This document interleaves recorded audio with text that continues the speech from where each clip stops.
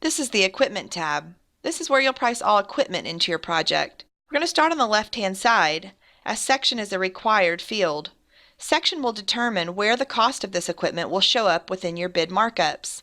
For example, if I want to type in a section, I can begin to type that section and press enter, or I can click the magnifying glass to pull up the master table.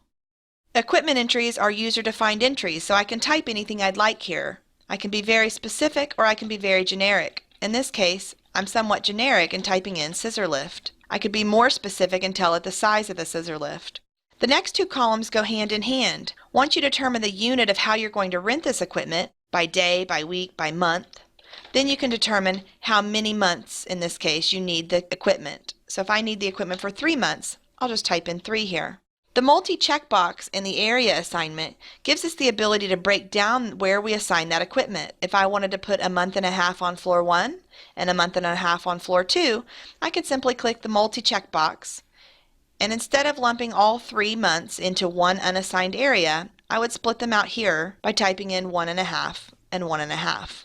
To the right of that, you're going to enter in your equipment rate. And in this case, the rate is directly tied to the unit. So this is my monthly rate, $300 a month.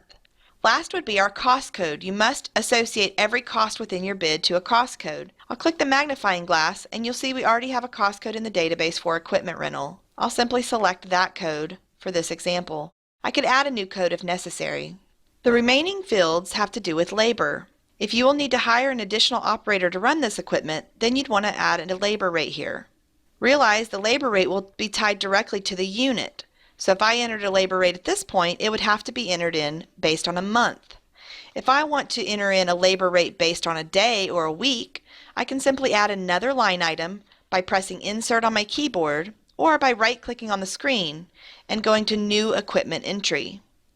Now if I want to go ahead and put in a operator cost, I can enter in the quantity and unit that I need this operator for. For example, I'm going to say I need the operator for 10 days. Then I'll enter in a labor rate. In this case now, that rate would be based on a day. I will need to enter in a labor cost code, so I just hit my magnifying glass to bring up all my labor information.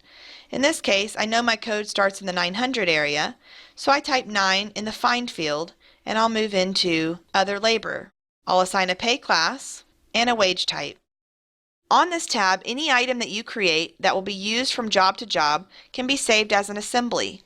To save these as an assembly, right-click on the screen and go to New Equipment Assembly. That will open up an assembly detail with those items already saved in it. Now all you have to do is name your assembly, and you can add your name as owner.